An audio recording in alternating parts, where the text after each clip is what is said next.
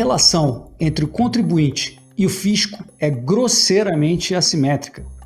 De um lado, o Estado, com o monopólio da coerção, com uma legislação cuja lógica favorece sempre o setor público, com a interpretação das normas conflitantes sempre a critério do fisco, e com cortes de justiça estatal que violam o princípio da equidistância entre as partes. Afinal, os juízes são servidores públicos e recebem seus salários pela arrecadação tributária. Do outro lado, subordinado pela lei e culpado pela presunção de má-fé, o pagador de impostos, ferido até na nomenclatura. Me arrancam tudo à força e depois me chamam de contribuinte. Milor Fernandes é que falou isso. Diga aí o tema do Linha de Fogo dessa semana, Luan. Hélio, o Código de Defesa do Pagador de Impostos pode ser votado nessa semana pela Câmara dos Deputados. É o PLP 17 deste ano. É a aposta legislativa para tornar a cobrança de impostos no Brasil menos complexa e mais justa para todos os agentes econômicos. Ele é uma iniciativa de 22 diferentes parlamentares e tem o apoio da Frente Parlamentar do Livre Mercado. O projeto cria uma série de direitos e proteções para impedir alguns abusos contra os pagadores de impostos ao restringir o poder de autuação da Receita. Entre as novidades trazidas pelo projeto, por exemplo, estão a proibição dos fiscais autuarem um contribuinte sem antes ouvi-lo previamente. Uma outra iniciativa que passará também a ser proibido autuações fiscais com interpretações diferentes de decisões do STJ e do STF, e o poder público também não poderá mais criar taxas com uma finalidade de arrecadação se o projeto for aprovado. Isso porque vai ser necessário comprovar a necessidade daquela taxa e os valores cobrados também vão precisar ser proporcionais ao serviço prestado. Mas essa proposta ela tem trazido muita polêmica. A Unafisco, que reúne os auditores fiscais da Receita Federal, chamou, por exemplo, o projeto de Código de Defesa dos Sonegadores, afirmando que ele vai prejudicar a fiscalização de movimentações financeiras suspeitas e que também pode atrapalhar a arrecadação de impostos. Mas a Confederação Nacional do Comércio de Bens, Serviços e Turismo, que representa mais de 5 milhões de empresas no Brasil, pensa diferente. A entidade afirma que o código, na verdade, reforça a luta em defesa do empresário brasileiro ao trazer direitos, garantias e responsabilidades. Bom, afinal, como que a gente vai conseguir defender os pagadores de impostos? A saída é mesmo este projeto? Linha de Fogo dessa semana é com um dos autores da proposta, o deputado federal Felipe Rigoni, do União Brasil, do Estado do Espírito Santo. Bem-vindo, deputado Rigoni, um prazer estar com você, parabéns pelo projeto. Queria começar logo com uma pergunta: como vai a tramitação desse projeto na Câmara? Deve ir a plenário em breve? Como é que está a aceitação dele perante os seus colegas deputados e, principalmente, como é que está a pressão do lobby das fazendas públicas, da Receita, dos fiscais contra esse projeto? Bom, primeiro, olá, Hélio, olá todo mundo, é um prazer estar aqui com vocês. Veja, a tramitação está bem adiantada, a gente já está com o relatório final em mãos, e a depender de quão rápido for a votação da PEC Kamikaze, que é o que está sendo votado agora no Congresso, a gente vota ainda essa semana o nosso PLP. Já temos um acordo com o presidente Lira, ele seria o primeiro projeto pós-votação da PEC número 15. Então, nós temos uma excelente perspectiva de votação ainda essa semana no nosso PL, se não, no mais tardar, na primeira semana de agosto, logo quando a gente voltar do recesso parlamentar. E o lobby das receitas, vamos dizer assim, de fato aconteceu, foi forte, etc., mas a única coisa que a gente teve que fazer de mudança, e fizemos, não só por conta deles, por algumas imprecisões que tínhamos no texto inicial, que acabavam colocando muito abrangente algumas limitações. Então, por exemplo, a gente proibia a Receita de levar a polícia se não tivesse uma autorização judicial. Mas existem casos, como na aduana, quando você está na fronteira, etc., que não há tempo de ter uma autorização judicial para você levar a polícia. Então, a gente previu casos específicos, com justificativas específicas, para que eles levassem o policial. Então, o que a gente fez foi um ajuste no texto, mas não mudou em absolutamente nada o centro do texto, que vai, de fato, tornar o Brasil muito mais estável, e a relação entre o fisco e o pagador de imposto vai ser uma relação muito mais harmônica. Deputado Rigoni, obrigado pela presença. Poderia destacar as principais garantias que o projeto cria para o pagador de impostos? Afinal, por que ele é bom para o Brasil? Perfeito. Bom, primeiro, por que ele é bom para o Brasil? Parte do fato de que todos os países da OCDE têm algum tipo de código do pagador de imposto, né? O nosso, em específico, é bem inspirado no Taxpayer Bill of Rights, que é dos Estados Unidos, que é justamente para você impor limites ao Estado. O Estado, você sabe bem, ele acaba, por naturalidade, querendo se inflar demais e querendo ir para cima da sociedade, né? Isso acaba sendo um pouco natural. E você precisa ter alguns limites, alguns mecanismos de contenção da atuação do Estado. E este projeto é um desses mecanismos. Você coloca limites na atuação e prerrogativas muito claras. Então, você coloca uma série de direitos do pagador de imposto. E toda vez, por exemplo, que ele tiver uma autuação ou uma fiscalização, ele vai ter direito à defesa prévia, análise dessa defesa prévia, tudo vai ter que ser analisado com prazos específicos, justamente para a gente ter uma estabilidade nessa relação. Porque hoje, muitas vezes, você recebe uma autuação dizendo que você tem que pagar uma multa de R$200 mil em 12 horas. Se você não pagar em 12 horas, seu CNPJ está suspenso, sua inscrição estadual está suspensa. Isso não vai acontecer mais. Agora, tudo vai partir de um processo de contraditório e ampla defesa para que os pagadores de imposto tenham o direito de questionar, tenham o direito de se defender e, quando errarem, também tenham o direito de se retratarem de uma maneira correta, né? É isso que nós estamos fazendo aqui no nosso PL. Deputado Felipe, mas o PL, ao determinar essa necessidade de defesa prévia, de ter que ouvir o contribuinte antes, como você estava alegando, a Receita ela tem alegado que isso pode prejudicar investigações acerca de movimentações financeiras suspeitas, né? Então, por exemplo, poderia prejudicar o combate à lavagem de dinheiro. Você concorda?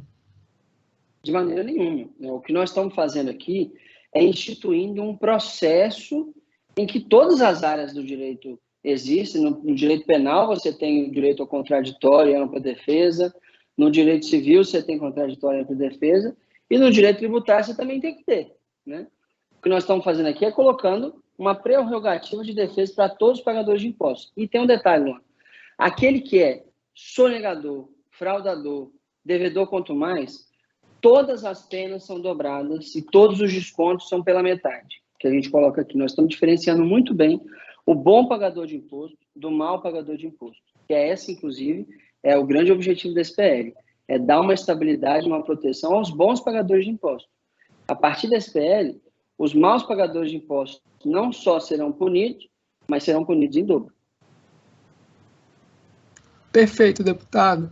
Uma outra iniciativa dentro desse projeto é você restringir a criação de taxas pelo poder público para tentar combater aquelas taxas que são criadas com finalidade arrecadatória e, assim, dentro da classe tributária de taxa, não é isso a finalidade dela. Você poderia comentar um pouco mais o que muda a partir do projeto?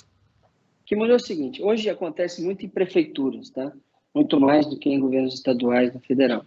Então, você tem lá uma taxa de um serviço específico que a prefeitura começa a cobrar.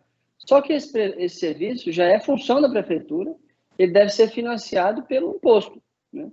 E ele cria uma taxa para arrecadar, né? Só que taxas, elas são uma maneira de você arrecadar para um fim muito específico de fiscalização, né? E, usualmente com poder de polícia, inclusive, né? Então, o que a gente coloca? Para você instituir uma taxa, vai ter que ter uma justificativa muito clara e a taxa vai ter que ser na proporção do custo daquele serviço fiscalizatório. Vou dar um exemplo aqui. A CVM ela cobra uma taxa para os assessores de investimento. A gente acabou de mudar, inclusive, essa taxa, porque ela era muito alta, ela chegava a R$10.500 por ano, que é muito mais do que a CVM precisar para fiscalizar o serviço deles. Então, a gente fez um cálculo e colocou na proporção exata do custo que a CVM tem para fiscalizar. E isso vai ser feito no Brasil inteiro, porque está cheio de prefeitura criando taxa para arrecadar, já que eles não podem criar imposto. Perfeito, Rigoni. A gente tem visto aí benefícios do projeto, mas uma coisa que se fala no Brasil e se discute há mais de 30 anos é sobre uma reforma tributária ampla. Sim. Esse projeto aí não seria mais um puxadinho tributário? Não seria melhor fazer uma reforma tributária mais ampla? Muito pelo contrário, porque isso aqui não tem a ver com o tributo, tem a ver com o processo de arrecadação e fiscalização dos tributos, né? São coisas diferentes. Então, vamos supor, nos Estados Unidos você tem todos os tributos, quando eles querem fazer uma reforma de tributo, eles fazem, mas o Código de Defesa do Pagador de Imposto continua lá, né? Aqui nós estamos dizendo, basicamente, quais são os direitos e os deveres que o pagador de imposto tem diante do Estado, para, essencialmente, proteger o pagador de imposto de qualquer abuso, né? Então, não é a tributação em si, é a relação entre o coletor de impostos e o pagador de impostos. É isso que nós estamos regulando aqui.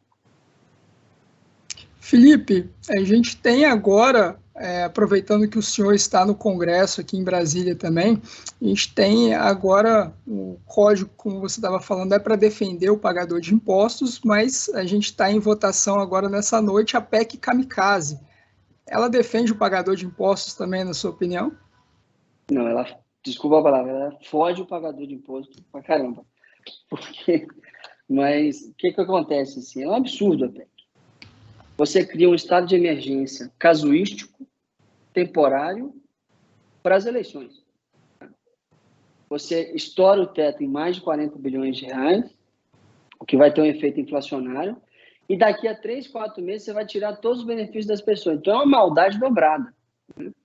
Você vai dar o picolé com uma mão e tirar com a outra.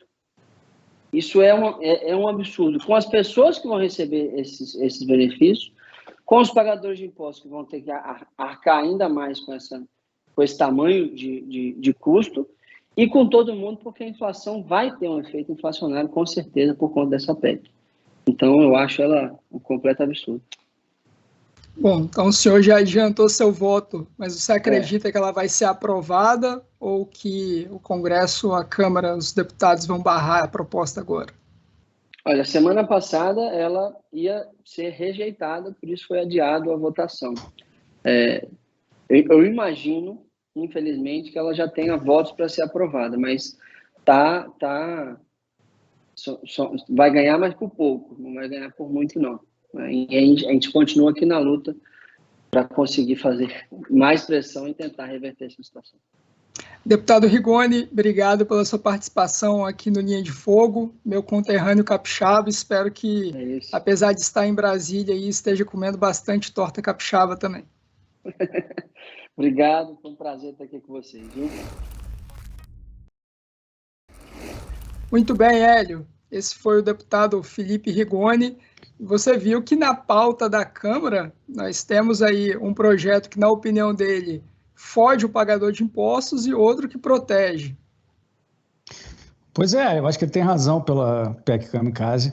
É um projeto eleitoreiro, claramente, que custa 40 bilhões de reais adicionais acima do teto de gasto, então ele tem toda a razão. O termo que ele usou é verdadeiro. Agora, o projeto que a gente está falando aqui, né, tema da entrevista do deputado, que é o Código de Defesa do Pagador de Impostos, é isso que ele explicou. Não afeta a tributação, a capacidade de arrecadar e nada disso. É um projeto que enumera os direitos do pagador de impostos, né, ou do contribuinte, como o Estado prefere. É complicadíssima a situação de assimetria, Luan, como eu falei no início. Teve um livro, 10 anos atrás, que virou supostamente o maior livro do mundo, compilando toda a legislação tributária brasileira. Um livro de 42 mil páginas, com uma lombada maior que 2 metros, feito por um advogado de Minas Gerais chamado Vinícius Leôncio. E ele foi lá devagarzinho, apurando todas as normas tributárias desde a Constituição de 88 e chegou a esse número de, se não me engano, 275 mil normas. A gente já está, passado 10 anos, em 450 mil. O livro original, diziam lá, pesava o equivalente a 2 rinocerontes. Agora o rinoceronte já teve filho, o casal já teve filho, está esperando mais um. Né? Então a gente continua com esse ritmo de, se eu não me engano, 33 normas criadas por dia, que o pagador de impostos é obrigado a conhecer todas. Ele não pode alegar desconhecimento de uma dessas normas. Não, não, não, não, não, não. A Receita pode interpretar a norma como ela quer, tem direito a fazer isso, mas o contribuinte, ele tem que saber todas essas normas, se descumprir alguma, está arriscado tomar autuação e multa. Ou seja, a assimetria é violentíssima. Por isso que eu gosto muito de um dos dispositivos desse projeto, que é impedir, proibir que a interpretação da Receita difira da interpretação da jurisprudência do Supremo Tribunal Federal e do Supremo Tribunal de Justiça, porque senão já mostra de novo, está fazendo o uso de má fé da assimetria, do poder do Estado de ir lá e sair autuando o pagador de impostos. Exatamente, Hélio. Esse livro que foi produzido pelo Vinícius Leôncio, né, ele demorou muitos anos, né, para conseguir fazê-lo, né, foi um protesto, e aí o livro tinha mais de 8 toneladas, né, essa era a carga tributária brasileira na época, e você sabe que ainda ficou faltando código, né, porque algumas prefeituras no Brasil, elas não têm o código tributário na época, né, não estava disponibilizado online. Então, teve mais de 200 cidades que ele não conseguiu. Então, assim, não era exatamente 100% de toda a legislação tributária no Brasil. E como você estava falando, lembra um pouco até aquele romance do Kafka, né? Em que você tem que responder um processo sem saber exatamente o que você acabou errando, né? Porque praticamente é humanamente impossível, né? Você tem que contratar um exército de contadores e advogados para você conseguir se defender disso, né? Aliás, tem um tema que eu acho que não está no projeto, com certeza eu li, não está, que é um tema do chamado Sincor, que é um sistema da Receita Federal, que ele sabe todos os créditos e todos os débitos do pagador de imposto. Né? E ele não revela para o pagador de imposto eventuais créditos que ele tenha, prejuízos fiscais do passado, etc. Isso deu vazão, inclusive, a uma decisão do ministro Fux, a 673.707, fazendo habeas data para que essa empresa pudesse saber, então, afinal, que créditos ela tem, que ela pode aproveitar em relação ao fisco. Ou seja, uma das coisas, a gente podia até submeter ao deputado uma proposta para ter uma emenda de incluir, olha, o Sincor tem que ser transparente, esses dados são dados públicos, de Estado e do consumidor. Então, o contribuinte tem que saber se ele tem eventuais créditos, não precisa recorrer ao Supremo para descobrir que créditos ele tem. Quer dizer, então veja como é kafkiano mesmo, né? Eles usam a informação contra o pagador de impostos. E piora, viu, Luan? Porque é o seguinte, eles ganham bônus de desempenho.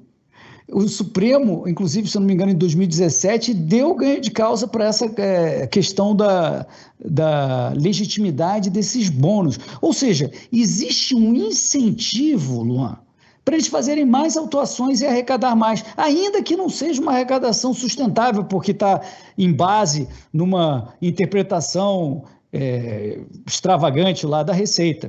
E olha que tem muita arrecadação extravagante aí, de interpretação extravagante, porque são mais de 6 trilhões, quase o PIB brasileiro, Luan, 6 trilhões de reais de litígio, de disputas entre os fiscos e as empresas no Brasil. Imagina que loucura, porque é isso, tem bônus. Esse negócio do bônus me lembra, Luan, como era no Império Romano, com os publicanos.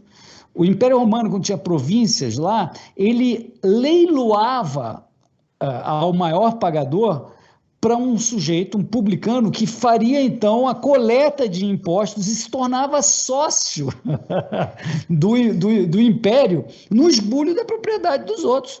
Então, quando você bota um fiscal, um auditor, para receber bônus de desempenho, você está fazendo uma coisa, em boa medida, similar a essa coisa lá do Império Romano.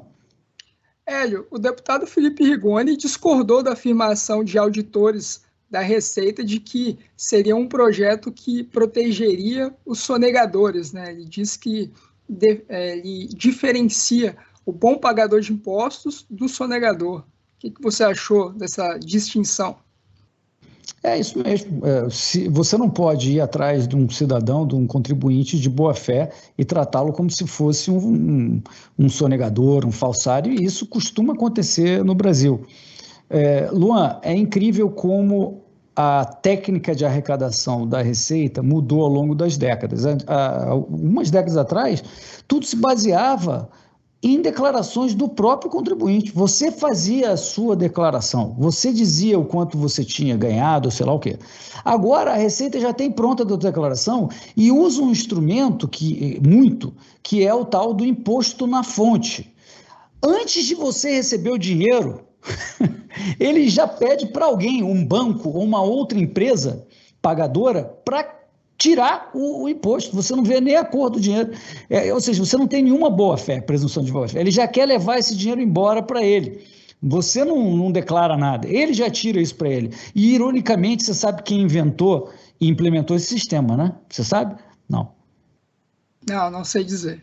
Milton Friedman, quando era funcionário do Tesouro americano, ali na guerra, ele falou, olha, a gente deveria arrumar uma forma mais automática de arrecadar, e ele inventou e implementou esse sistema que a gente acabou copiando, como quase tudo, a gente copia as besteiras, e hoje a gente tem grande parte da arrecadação tributária baseada nisso. E não é só isso, como você sabe, Luan, é um Big Brother. A Receita sabe toda a tua movimentação em conta corrente, sabe onde você tem participações acionárias, sabe os seus imóveis, registro de tudo que você tem, e ainda por cima fica te intimidando, né? Como o deputado falou, olha, em 12 horas você tem que pagar 200 mil, senão eu tiro de você a tua inscrição estadual, que significa que você não pode faturar. Imagina que loucura que é uma atitude sem o devido processo. Então, Luan, realmente chegou a hora de um Código de Defesa do Pagador de Impostos. Milton Friedman, Nobel de Economia e um dos liberais mais famosos do século XX, né, Hélio? Mas, apesar da proposta... Ninguém é perfeito, viu, Luan? Ninguém é perfeito. No caso, ele acabou criando aí o ovo da serpente, né, como você afirmou.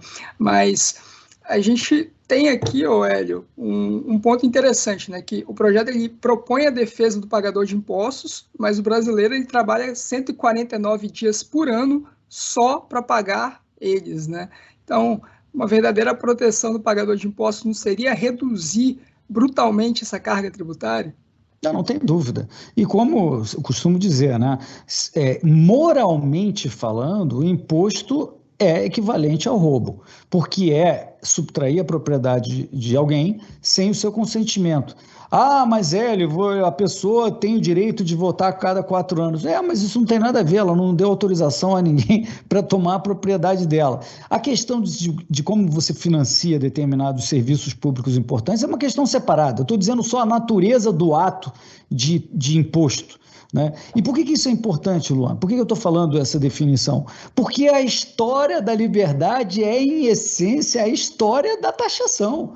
As revoluções ao longo dos milênios, as revoltas, sempre envolveram, normalmente, no que tangia a liberdade, a taxação, desde lá de trás, mesmo no Brasil, o quinto dos infernos, na Inconfidência Mineira, com a morte de Tiradentes, eram 20% só do que você produzia de ouro lá. Agora a gente tem 40% de carga tributária sobre tudo.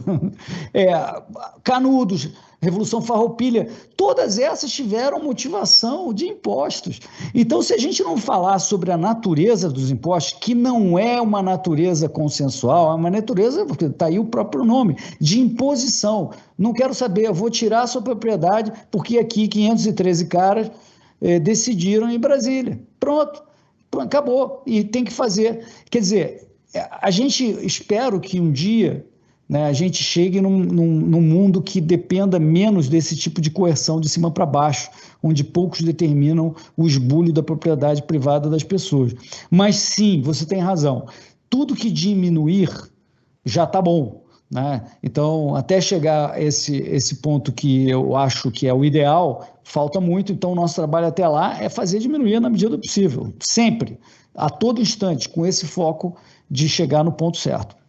Bom, e nós estamos agora nas mãos do Congresso, né, nas mãos aí dos deputados. Vamos ver se rejeitam a PEC Kamikaze e aprovam um Código de Defesa do Pagador de Impostos. Vamos ver. Muito obrigado, Hélio. Esse foi o Linha de Fogo dessa semana. Até a semana que vem. Obrigado, Luan, e obrigado, pessoal, por nos assistir.